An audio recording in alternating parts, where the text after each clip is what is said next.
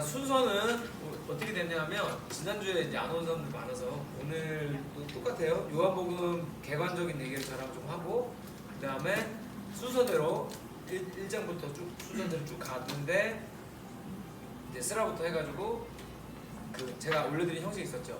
내가 읽은 부분을 소개하고 싶은데 이거 소개하고 그게 그거의 의미가 뭐였다. 근데 그게 나한테는 이렇게 적으면 좋겠다. 이렇게까지 나눠주시면 되겠고요. 그다음에 제가 필요한 거는 코멘트하고 그다음에 그 읽은 부분에서 중요한 거 있으면 제가 그것만 짚고 그런 식으로 하고요. 그다음에 정의연 형제가 오고 있는 길이기 때문에 이 순서를 짜는 좀 생각을 했어야 된다고 생각을 못했어요. 그래서 4장에서 6장일 텐데 거기는 일단 지나가고 하고 다시 올게요. 기도하겠습니다. 하나님 감사합니다. 오늘 우리가 하나님께서 주신 이 요한복음을 가지고 함께 하나님 말씀을 배우고자 합니다. 하나님 함께 하셔서 지혜를 더하여 주시고 하나님 말씀을 더 밝게 알게 해주시옵소서. 예수님 이름으로 기도합니다. 아멘. 하늘로 저기 스피커 좀 넣어주세요. 찬양이 나. 동그란 거, 큰 거. 네.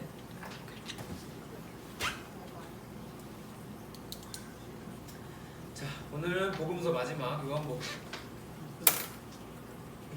네 번째 책이죠. 순서대로는. 그리고 자, 기억나는 시 한번 볼게요. 복음서가 4개예요. 그래서 우리 뭐라고 부른다고요? 사복음서. 앞에 3개는 뭐라고 부를까요? 마태, 마가, 루카. 관점이 비슷하다 해서 공감이 아니에요. 공관복음이라고 되는데, 자 반대로 말하면 3가지는 관점이 비슷한데 사복음서 중에 마지막 1가지는 관점이 좀 다르다는 뜻이죠. 그래서 이 책에도 나오는 내용인데 읽은 사람 있는지 모르겠네. 그 복음서 4개 중에 80% 정도가 다른 내용을 다루고 있는 책이 이제 요한복음이에요. 그러니까 20%만 비슷하고 80%가 달라요. 예를 들어서 뒤에 가면 또 나오지만 요한복음에서는 최고의 만찬이 안 나와요. 대신 세족식이 나와요. 우리가 알고 있는 세족식은 요한복음에만 나와요. 뭐 그런 식으로. 그래서 주로 그런 내용들을 우리는 특별히 뭐 누가복음에만 나온다, 요한복음에만 나온다 그러면은 요한복음 특수자료, 뭐 누가복음 특수자료 이렇게도 부르는데 그런 용어가 있다는 것만 알고 계시면은 되겠습니다. 자, 여기 한번 펴보세요. 122쪽이래요. 페이지가 없어요. 저기 앞에 22쪽. 너 책을 아직도 안 썼어. 굉장하네. 어디서 섞이고 이렇게 늦게 보냐? 해외에서 찾았어. 엘라딘이나 인터파크에서 하면 하루 만에 와. 알라딘. 같이 좀 보여줘. 이거 읽으면서 고생했겠네. 이것만 가지고 어떻게 이해해? 네, 이거 사연 찍어줬어? 알겠습니다. 자, 여기 앞에 다 읽기는 조금 시간이 아깝지만 예수님의 제자 중에 3대장이라고 좀 애매한데 예수님이 제일 많이 데리고 다녔던 3명이 있어요. 그게 누구냐면 그 겟세마네 노래 앞에 3명 나오는 3명 있어요. 그 베드로, 요한, 야고보 3명. 이 주로 많이 데리고 다녔고요. 예수님이 수련회도 데리고 가고 그러죠. 셋이 그 변호사네 수련회 가셨을 때 거기서 예수님이 변신해서 내려오시거든요. 그 모습을 3명이 보죠. 내가 지금도 생각하는데 그 수련회야. 셋이랑 산에 올라가서 기도 막 하고 오니까 예수님 딱 얘네도 거기서 은혜 받아가지고 여기가 너무 좋아요 했던 수련회. 그게 수련회 되겠습니다. 근데 거기 데려갔던 3명 중에 그 1명이라고 추정되는 사람이 요한복음의 저자입니다. 다른 거 얘기하기 전에 요한복음을 적은 사람이 요한 1서, 요한 2서, 요한 3서도 적었다고 봐요. 그리고 이 사람이 제일 좋아하는 거는 뭐냐면 사랑이에요, 사랑. 그래서 요한 1서 가보면 사랑 얘기가 엄청나게 나오거든요. 근데 그래서 그 뮤지컬 중에 베드로라는 뮤지컬이 있어요. 정말 폭망한 뮤지컬인데 정말 못 만들었어요. 근데 그 뮤지컬에서 보면 그 요한이라는 그러니까 베드로랑 요한이 이렇게 등장을 하는데 그 요한이 계속하는 말이 여러분 서로 사랑하십시오. 그래서 우리가 주로 들었던 서로 사랑하는 얘기는 다 요한 들어간 책에 나와요. 네, 대부분이 그렇습니다. 그래서 앞에 저자는 12제자 중에 한 사람이었던 요한으로 추정이 되고요. 그 다음에 누가복음이랑은 다른 점이 뭐냐면 누가복음은 누가는 예수님을 직접 본 적이 거의 없어요. 거의가 아니라 없어요. 다 전해 들은 이야기를 가지고 쓴 거예요. 추측하기로는 전해 들은 얘기 플러스 마가복음을 보고 썼을 것이다 라고 많이 생각을 해요. 근데 요한은 다르죠. 뭐가 달라요? 예수님 옆에 있던 사람, 예수님을 가까이서 본 사람이에요. 가까이서 본 사람이기 때문에 어떻게 보면 다른 복음서랑 내용이 다를 만도 한 게 자기만 본 얘기들도 분명히 많을 거고, 그지 않겠어요? 다른 사람들이 못 봤는데 이 성경에 다 기록되진 않았지만 예수님이랑 둘이 보낸 시간이 있을 수도 있고, 그죠? 그 옛날 그 제자 3명이랑 예수님이랑 있었던 일이 더 많을지도 모르고 하기 때문에 아마 공간복음이랑 더 다를지도 모르겠어요. 그래서 저자 문제를 좀 생각을 해보면 이런 게 잘 이해가 되는 거예요. 쉽잖아요. 인간적이잖아요. 그래서 요한은 좀 다른 관점에서 읽었기 때문에 공간복음이라고 보지 않고 사복음이다. 한번 알고 계시면 되겠고, 여기서 이 위에서 하나 둘셋넷 다섯 6번째 줄에 보면 이게 중요한데요. 예수께서 하나님의 아들 그리스도이신 것을 믿게 하고 그로 말미암아 생명을 얻게 하는 것이 이 책의 목적입니다. 다시 한번, 예수께서 하나님의 아들 그리스도, 하나님의 아들입니다. 중요해요. 하나님의 아들 그리스도이신 것을 믿게 하고 그를 믿음으로 말미암아 생명을 얻게 하려 하는 것이 요한복음의 목적입니다. 그래서 그 네 복음서 중에 거의 유일하게 하나님 나라라는 말이 가장 적게 나오는 곳이에요. 근데 이게 영생이라는 말이 또 제일 많이 나오는 곳이기도 한데, 안타깝게도 우리가 외우는 대부분의 암송 구절은 다 요한복음이에요. 그래서 우리나라 사람들이 하나님 나라에 관심이 없는 거예요. 근데 어떻게 보면 요한복음은 좀 개인적인 차원이거든요. 이 구원이라는 것에 대해서 좀 개인적인 차원으로 많이 다루는데, 이 책이 나쁘다는 게 아니라 그렇게 다루는 책도 있어야지. 근데 우리의 신앙생활 자체가 굉장히 요한복음에 많이 집중이 되어 있었다. 그러니까 그럼에도 불구하고 이 요한복음도 하나님 나라 관점에서 봐야 돼요. 이 책에서 뭐라고 하냐면, 하나님 나라보다는 영생을 강조하는 특징이 있는데, 그 다음 줄 밑에 보면 이렇게 나와요. 끝에 하나님이 종말에 이루실 구원의 복을 누리는 것이 영생이다. 결국은 이 영생이라는 것도 하나님 나라 개념에서 이해를 해야 되는 거예요. 뭐냐면 하나님 나라의 핵심이 뭐다? 핵심 주권, 통치, 다스림. 자, 그러면 내가 죽었어요. 영생을 누려요. 영생을 누리는데 그곳에 하나님이 안 계셔. 거기가 어딜까요? 그게 지옥이에요. 불지옥, 불에 타들어가고 뭐 이게 핵심이 아니에요. 하나님이 없는 게 핵심이에요. 하나님이 없는 게. 그러니까 영생을 누리는데 그곳에도 하나님이 없으면 거긴 천국이 아닌 거예요. 그러니까 이 영생 자체가 의미가 있는 게 아니라 영생함에도 하는 그곳에 하나님이 통치하고 계시냐가 중요한 거죠. 그러니까 요한복음에서 말하는 영생을 하나님의 나라의 개념에서 이해하지 않으면 이단한테 털리는 거예요. 육체적인 영생을 말해버리는데 할 말이 없는 거야. 그죠? 그러니까 육체적인 개념의 영생을 다루는 게 아니에요. 요한복음에서 말하는 것도 하나님이 다스리시는 곳에서 우리가 영원히 살아가는 걸 말하는 거예요. 이게 중요한 거예요. 그래서 이 마지막 줄에 있는 거 제가 읽어드릴게요. 하나님 나라는 외형적이고 공동체적인 차원을 강조하는 것이고, 영생은 내면적이고 개인적인 차원을 강조하는 것의 차이일 뿐입니다. 그러니까 관점 자체가 요한복음은 조금 더 좁아요. 개인적이고, 그래서 사랑에 대한 얘기가 아마 더 많이 나오는 것 같아요. 제가 첫 시간에 말했는데 성경의 핵심은 사랑이다 아니다? 아니에요. 하나님 나라로 가는 여정에서 중요한 게 사랑이에요. 이 얘기는 제가 까먹기 전에 해주면 좋을 것 같아요. 왜 믿음소, 우리가 복음서 얘기는 아니지만 믿음, 소망, 사랑 중에 왜 사랑이 최고라고 했을까요?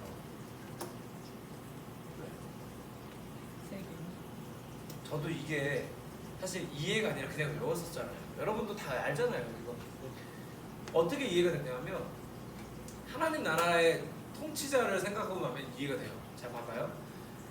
하나님 나라는 하나님이 통치하는 곳이라고 했어요. 우리가 죽었어요. 영생을 누려요. 거기서 이제 남은 필요한 건 하나가 남아요. 세계 믿음, 소망, 사랑 중에 뭐가 남아요? 믿음이 필요해요. 여기서 하나님이 나랑 같이 계시는데 무슨 믿음이 필요해요? 소망?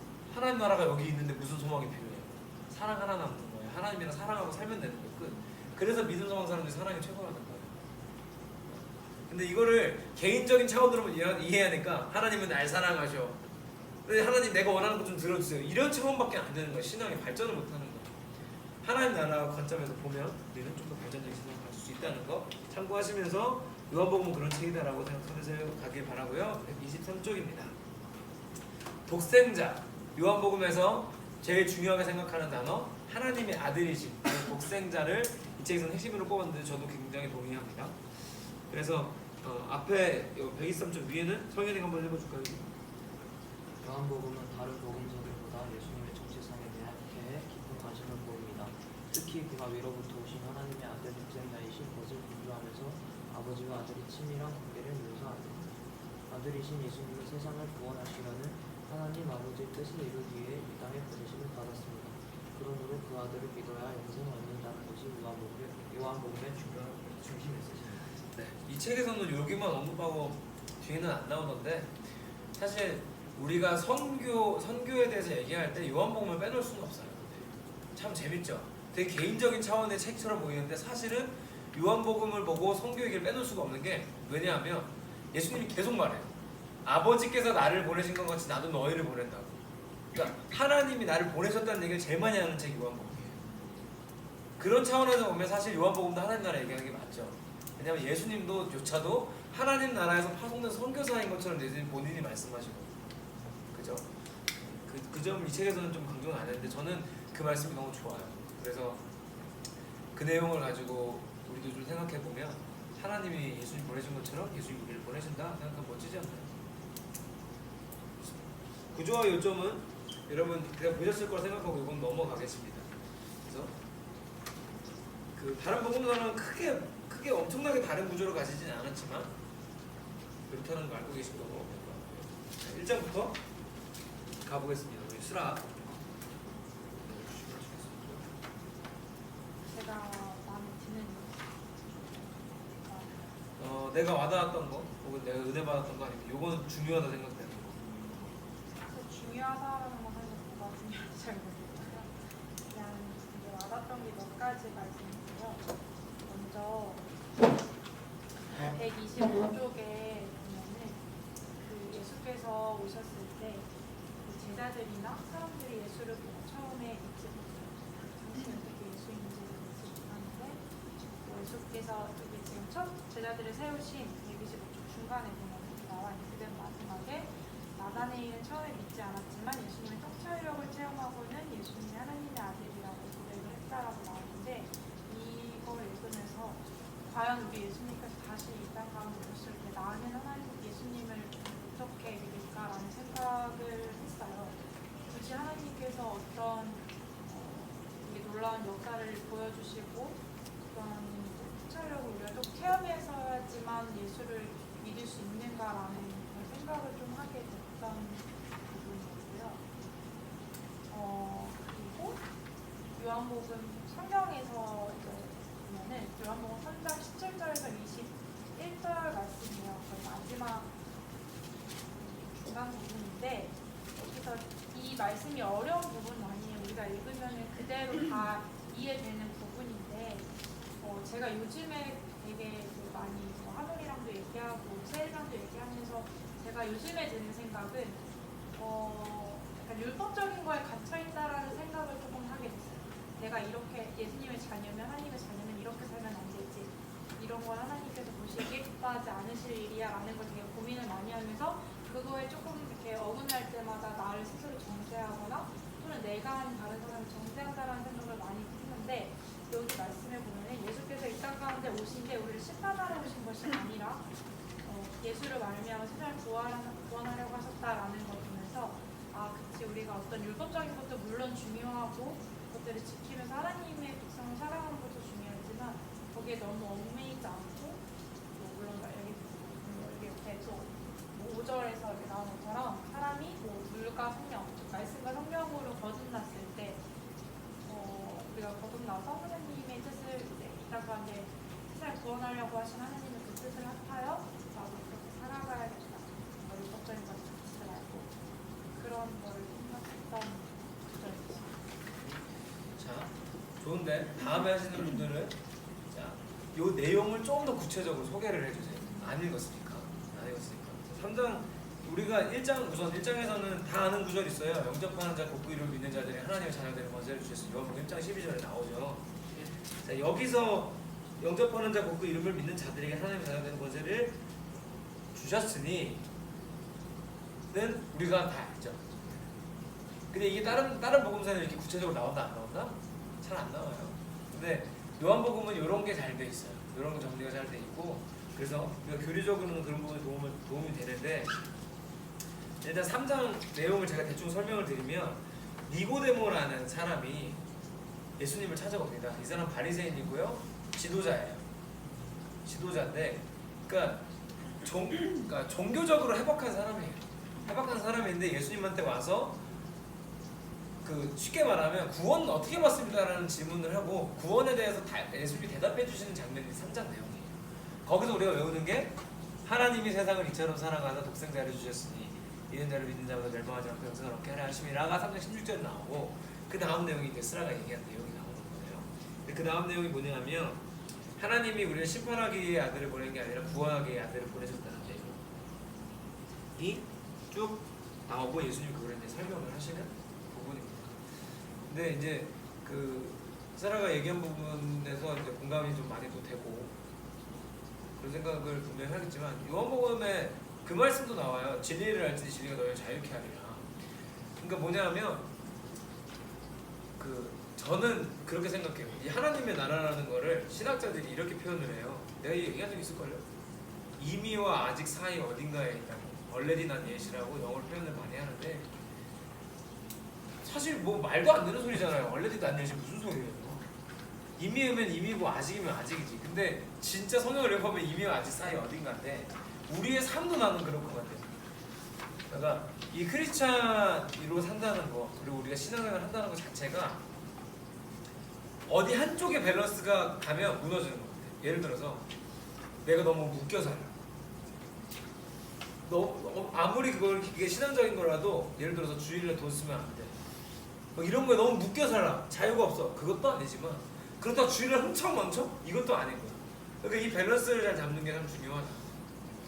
그러니까 예를 들어서 이제 구체적으로 사람이 어떤 고민을 하는 건지는 나는 모르지만 저도 이제 군 생활하면서 나름의 직장 생활을 하면서 했던 고민들을 만약에 지금 그때로 돌아가면 더 잘할 수 있을 것 같아요.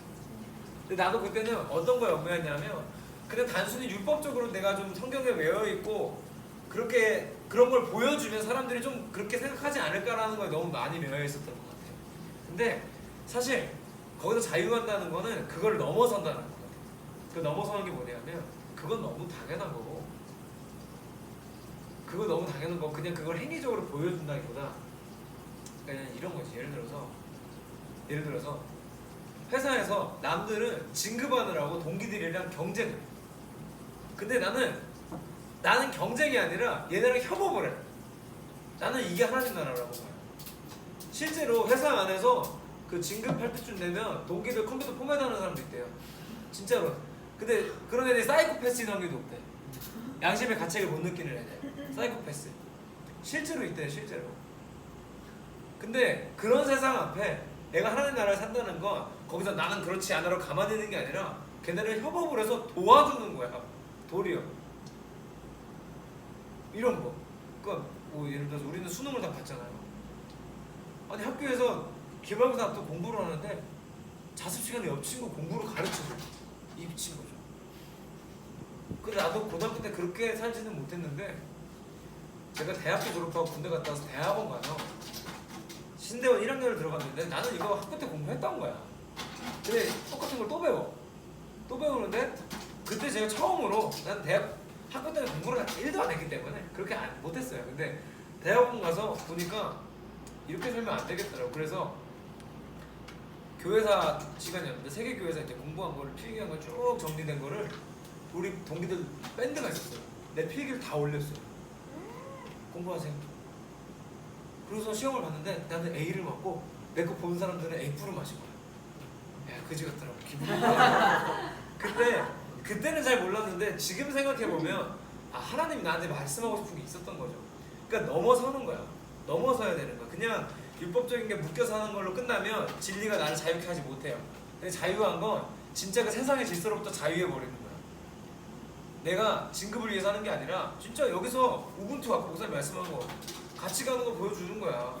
근데 나는 확신해요. 그렇게 하는 거 보고 회사에서 그 사람 나쁘게 볼 거라 생각하지 않는다. 그렇습니다. 얘기가 길어질 것 같아요. 진행이 나가겠지만 아무튼 그런 고민이 여러분한테 있기를 바라면서 넘어가 보고요. 4, 5, 6장은 지원된 대로 넘어가고요. 7장 우리 지원장. 네. 저는 7, 8부장 읽었는데 그 내용 소개를 꼭 해주세요. 네, 130페이지부터고요. 이제 책이 너무 잘 정리되어 있어서 쭉쭉 넘어갈게요. 7장은 성전 논쟁이라고 하는데 초막절에 예수님이 가르치실 때 사람들이 예수님을 죽이려고 하고 이제 그걸로 인한 이렇게 사건들이 쭉쭉쭉쭉 나와요. 근데 여기서 진한 글씨로 예수님의 장행이라고 나오는 게 예수님께서 뭔가 사람들이 예수님한테 해를 끼치려고 할 때 여기서는 아직 때가 이르지 않아서 좀 조용조용히 이렇게 다니세요.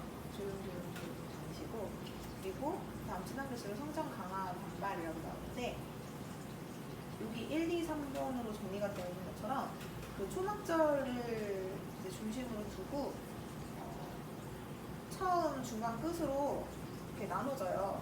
그래서 그런 내용들이 나와 있는데 명절 중간에 강화, 명절 끝날에 강화, 세 번째 성전 강화 해가지고 제 강화는 쉬운 말로 하면 설교예요. 네네 설교를 하시고 강화도 여기서 많이 조금 되게 멋있었던 게 7장에 막 사람들이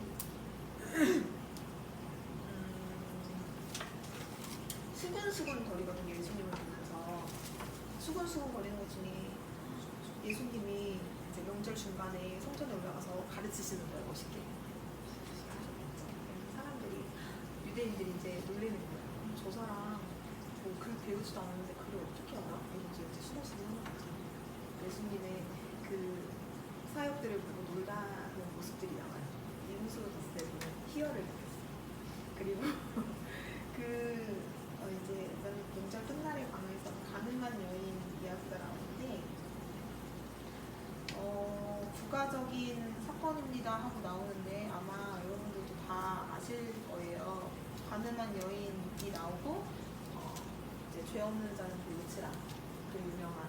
그래서 사람들이 한 명 한 명 그 자리를 떠나고 마지막에 결국 예수님이랑 그 여인만 남은 상태에서 예수님께서 나도 너를 정죄하지 않으니까 가서 다시 같은 죄를 범하지 마 보내시는데 되게 요한복음이 저 이번에 집중해서 읽어서 그런지 모르겠는데 되게 엄청 드라마틱하더라고요.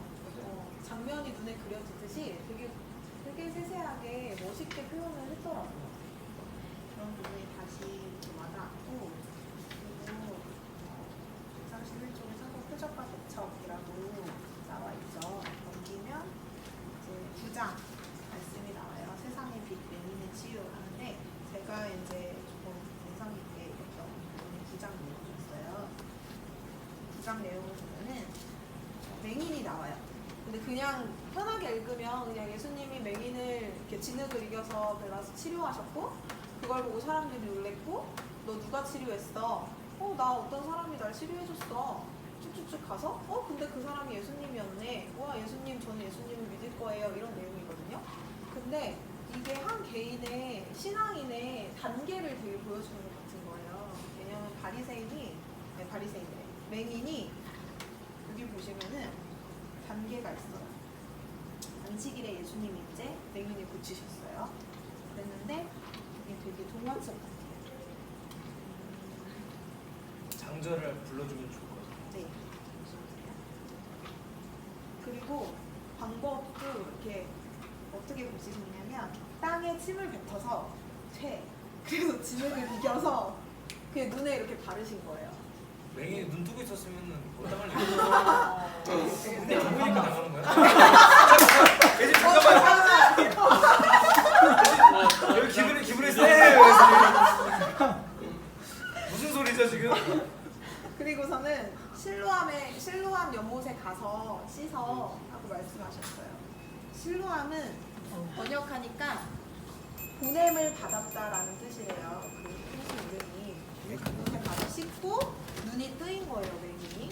여기도 되게 동화 같은데 이제 주변 사람들이 그 전에 그 사람이 계속 소경이었던 걸 본 사람들이 이제 또 수근수근 하는 거죠. 야, 걔 아니야? 걔 맹인 아니야? 이게 계속 나와요. 그들이 묻대. 어떤 사람은 그래서 걔 맞아. 어떤 사람은 아니야, 걔 아니야. 계속 이렇게 하는 내용들이 나오고 그러니까 그 눈 뜬 사람이 아니야 나 걔 맞아 라고 해요. 그리고 사람들이 야 너 눈 어떻게 떴어? 라고 물어보고 예수라고 하는 사람이 진흙을 이겨서 내 눈에 바르고 실로암에 가서 씻으라고 하기에 가서 씻었더니 눈이 떠졌어 라고 얘기를 하고 그 사람 어딨어? 라고 사람들이 물어봐요. 그러니까 모르겠어. 뭐 이런 내용들이 좀 나오거든요. 근데 바리새인들이 이제 나와요. 바리새인들이 물어보는 거예요. 야 너 눈 어떻게 떴어? 그랬더니 이 사람이 같은 얘기를 해요. 어떤 사람이 와서 진흙을 발랐는데 뭐 실로암에 가서 씻으라 했더니 나 눈이 떠졌어 얘기를 하고 그 바리새인들은 이제 어디에 포커스를 맞추냐면 왜 안식일에 일을 해? 뭐야? 쟤 뭐야? 걔 누구야? 이렇게 된 거죠. 그러면서 분쟁이 일어나요. 예수님을 두고 이제 분쟁이 일어나는 거예요. 맞다 아니다. 그 사람이 하나님께로부터 온 자가 맞다 아니다. 이걸로 이제 싸우기 시작해요. 그래서 그 맹인이었던 사람한테 다시 물어봐요. 그 사람이 너 눈 뜨게 했는데 너는 그 사람이 누구라고 생각해? 라고 물어보니까 그 맹인이 선지자인 것 같아요. 1차 대답을 해요. 선지자인 것 같아요. 그랬더니 이제 그 유대인들 그 사람 맹인이었다가 눈 뜬 걸 보는 유대인들이 그 부모님한테 가요. 부모님한테 가서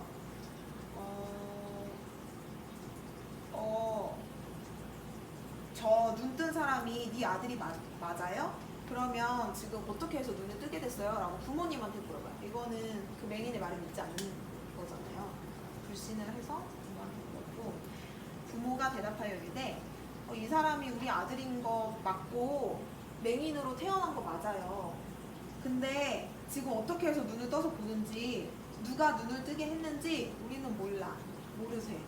우리는 몰라요.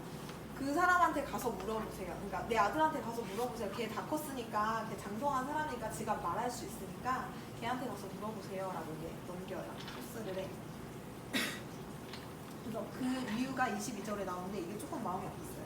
그 부모가 이렇게 말한 것은 이미 유대인들이 누구든지 예수를 그리스도로 시인하는 자는 출교하기로 결의하였으므로 그들을 무서워함이로라 라고 나오는데 저는 읽으면서 좀 안타깝더라고요. 그냥 약간 신앙인들의 모습이 비춰지는 것 같고 누군가가 예수님이 행하신 기적이나 뭔가 그런 것들 이거 진짜 하나님이 하신 거야 라고 물었을 때 떳떳하지 못하고 당당하지 못한 뭔가 그런 모습을 보이는 내 모습도 보이고 그래서 좀 마음이 아팠어요. 그러면서 이해도 됐어요. 한편으로는 그 부모의 마음. 그리고 넘어가면 그래서 사람들이 또 물어봐요. 그 눈 뜬 사람을 불러서 두 번째 물어봐요. 너는 그 사람이 너한테 어떻게 했길래 네가 눈을 떴어? 라고 했더니 그 맹인이 두 번째 대답한 거죠. 내가 진작에 말했잖아. 근데 왜 듣지 않고 왜 다시 물어봐? 너네도 그 사람 제자가 되려고 하는 거야? 라고 얘기를 해요. 했더니 그 사람들이 유대인들이 이제 욕하여 이르되 너는 그의 제자이나 우리는 모세의 제자라 하면서 부인을 해요. 예수님이 행하신 걸 부인하고 그리고 맹인은 오히려 의아해해요. 이상하다. 이 사람이 내 눈을 뜨게 했는데 왜 너희들은 그 사람이 어디서 왔는지 알지 못해? 라고 하면서 여기가 중요해요. 네. 어디요?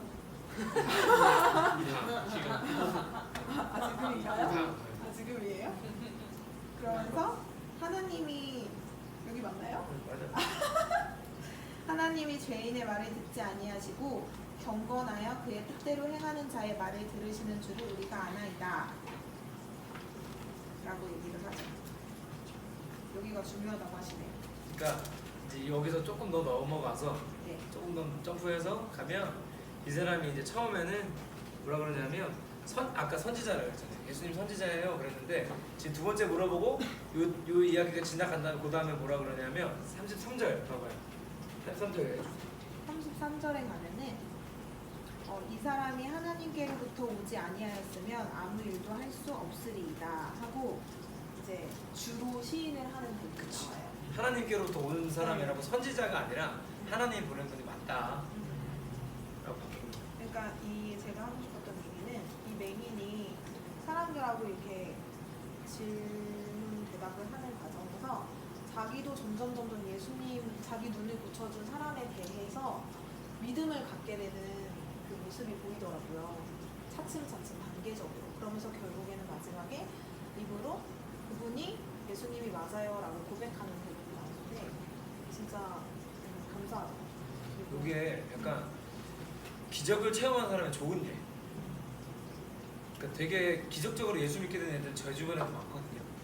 근데 그런 것 중에 이제 나쁜 케이스는 뭐냐면 그렇게 해서 하나님 있다는 걸 알아. 근데 거기서 발전을 못해. 근데 발전한 이유는 뭘까요? 대화하고 일종의 논쟁을 하면서 성장한 거예요. 영적으로 성장한 거예요. 이게 기간이 얼마나 결례되었던 일이라고 정확히는 나오지 않지만 어쨌든 그 기간 동안은